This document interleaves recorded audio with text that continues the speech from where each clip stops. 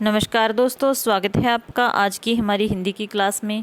तो जैसा कि आप सभी को पता ही है कि एग्ज़ाम डेट आ चुकी है, तो हम लोगों ने कल से अपनी एनसीईआरटी के प्रश्नोत्तर की प्रैक्टिस शुरू कर दी है। कल हमारी पहली क्लास थी जिसमें हमने 30 प्रश्न डिस्कस किए थे। जिस बच्चे ने नहीं देखी तो डिस्क्रिप्शन में, इस वीडियो के डिस्क्रिप्शन में आपको लिंक मिल जाएगा, आप ज़रूर देख लेना, आपको हेल्प मिलेगी। ठीक है, तो आज ये हमारी दूसरी क्लास है, तो फिर शुरू कर लेते हैं आज की क्लास। आज की क्लास का जो पहला प्रश्न है हमारा, इनमें से कौन सा कहानी संग्रह मन्नू भंडारी का नहीं है। आपने तैयारी इस प्रकार से करनी है कि जो एनसीईआरटी में लेखक परिचय और कवि परिचय दिए हुए हैं, उनमें जितनी भी रचनाएं उनकी दी हुई हैं सभी आपने ध्यान में रखनी है कि किस कवि लेखक की कौन सी रचना है और कौन सी नहीं है। तो मन्नू भंडारी का कहानी संग्रह इसमें से कौन सा नहीं है। मैं हार गई है, आंखों देखा झूठ है, त्रिशंकु है। लेकिन बादलों के घेरे ये उनका कहानी संग्रह नहीं है। उनका नहीं तो फिर किनका है? ये कृष्णा सोबती जी का है। ये भी आपने ध्यान रखना है। ठीक है, नेक्स्ट हमारा प्रश्न है, मेरी कहानी आत्मकथा किसकी है? तो किसकी है मेरी कहानी आत्मकथा? जवाहरलाल नेहरू जी की है। ठीक है, अगला जो हमारा प्रश्न है सैयद हैदर रजा के बारे में है, काफ़ी महत्वपूर्ण है क्योंकि इस प्रकार से प्रश्न बनने की बहुत संभावना है। आप लेखक परिचय, कवि परिचय इस तरीके से पढ़ो कि उसमें जितनी भी बातें दी हो, किसके बारे में क्या सही है क्या नहीं है, वो आपको पता होना चाहिए। तो सैयद हैदर रजा के बारे में यहाँ 4 कथन हैं, 3 उनके बारे में सही है, एक सही नहीं है, उसी की आपको पहचान करनी है। ठीक है, तो सबसे पहला जो पॉइंट है हमारा ऑप्शन है 1950 में फ्रांसीसी सरकार की छात्रवृत्ति पर वे फ्रांस गए, बिल्कुल ठीक है। बिंदु की तरफ उनका झुकाव उनके स्कूली शिक्षक नंदलाल झरिया ने करवाया था, ये भी बिल्कुल ठीक है। उनका जन्म 1932 में बावरिया गांव में हुआ, ये पॉइंट गलत है। क्यों गलत है? सिर्फ इसमें डेट का अंतर है। यहाँ पर 1932 की जगह 1922 आएगा, बाकी सारा सही है। रजा की कला में भारतीय और पश्चिमी कला का मेल है, ये भी पॉइंट बिल्कुल सही है। तो ये तीनों ही पॉइंट बहुत इंपॉर्टेंट है, हैदर रजा के बारे में ध्यान में रखने हैं। ठीक है, उनका जन्म 1922 में मध्य प्रदेश में हुआ था। नेक्स्ट हमारा प्रश्न है, कबीर जी की रचनाओं पर इनमें से किसका प्रभाव नहीं पड़ा? तो आपने कबीर को पढ़ा है तो आपको पता होगा कि उनकी रचनाओं पर नाथों का प्रभाव है, सिद्धों का प्रभाव है और सूफी संतों का प्रभाव है, लेकिन जैनों का उन पर कोई भी प्रभाव नहीं है। तो यहाँ पर यही हमारा सही आंसर हो जाएगा। ठीक है, जो अगला हमारा प्रश्न है, हाँ जी, हमारा 5वां प्रश्न है, प्रादीन रहकर अपना सुख शोक न कह सकता है, यह अपमान जगत में केवल पशु ही सह सकता है। तो उपरोक्त कथन किसका है ये आपने बताना है। तो ये जो कथन है ये राम नरेश त्रिपाठी जी का है, उनकी कविता आपकी एनसीईआरटी में पथिक कविता है। ठीक है, तो ये चीज़ आपने ध्यान रखनी है, यहाँ पर सही ऑप्शन राम नरेश त्रिपाठी हो जाएगा। नेक्स्ट हमारा प्रश्न है, बे आंखें कविता के रचनाकार। तो बे आंखें कविता किनकी है? वे आंखें कविता है सुमित्रा नंदन पंत जी की। किसकी कविता है? ये सुमित्रा नंदन पंत जी की है। इनमें से कौन सी रचना भवानी प्रसाद मिश्र की नहीं है? सतपुड़ा के जंगल, सन्नाटा, खुशबू के शिलालेख। तो ये तीनों ही रचनाएं इनकी हैं, लेकिन गुलाब और बुलबुल इनकी रचना नहीं है। तो यहाँ पर सही आंसर हो जाएगा गुलाब और बुलबुल, ये त्रिलोचन की रचना है, इतना भी आपने ध्यान रखना है।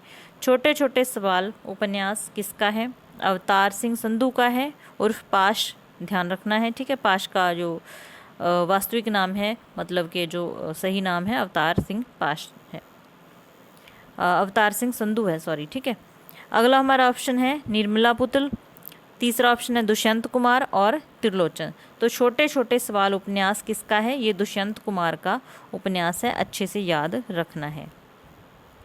नेक्स्ट हमारा प्रश्न है, एक स्थानीय राजा के द्वारा अक महादेवी के सामने शादी का प्रस्ताव रखने पर उन्होंने राजा के सामने कितनी शर्तें रखी थी? अक महादेवी कहा जाता है कि अपूर्व सुंदरी थी, बहुत ही सुंदर नारी थी वो। एक स्थानीय राजा उनके सौंदर्य से प्रभावित होकर उनके सामने शादी का प्रस्ताव रखता है, लेकिन उन्होंने उनके सामने 3 शर्तें रखी थी। कितनी शर्तें रखी थी? 3 शर्तें रखी थी, तो याद रखना है। ठीक है, मियाँ नसीरुद्दीन पाठ के आधार पर बताओ कि पापड़ से भी महीन रोटी कौन सी मानी गई है।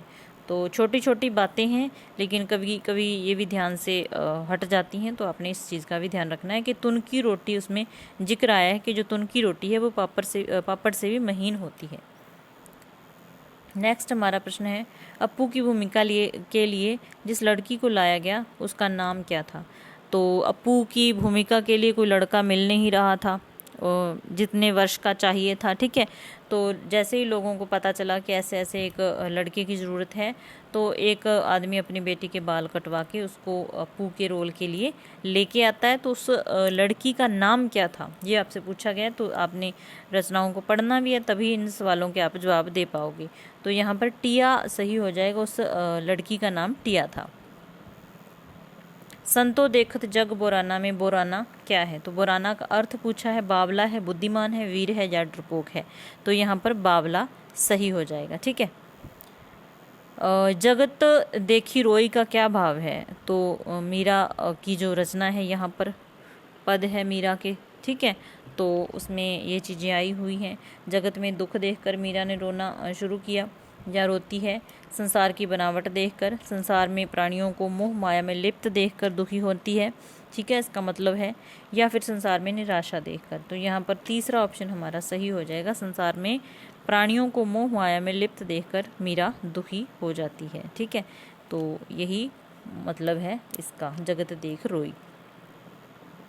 नेक्स्ट हमारा प्रश्न है, संसार में प्राणियों को, ये तो उसका आंसर हो जाएगा, ठीक है। वे आंखें कविता में किसान का घर बार किसने बिकवा दिया? तो वे आंखें कविता है, उसमें किसान के घर बिकने का जिक्र आता है। तो किसके कारण घर बार बिका? तो यहाँ पर जो महाजन है वो सही आंसर हो जाएगा। महाजन के कारण ही किसान का घर बार बिक जाता है। भवानी प्रसाद मिश्र ने घर की याद कविता कहाँ लिखी थी? छात्रावास में बैठकर, विदेश यात्रा में, कारावास में या फिर विद्यालय में? तो यहाँ पर कारावास सही आंसर हो जाएगा। अगला जो हमारा प्रश्न है, घर की याद कविता में कवि के कितने भाई और कितने बहनें हैं? मतलब उनके भाई बहनों की संख्या बतानी है। तो इस कविता में जैसा जिक्र आया है कि उनके 4 भाई और 4 ही बहनें थी, ठीक है। नेक्स्ट हमारा प्रश्न है, भाई कवि के अनुसार विवाह के बाद चंपा का पति कहाँ चला जाएगा?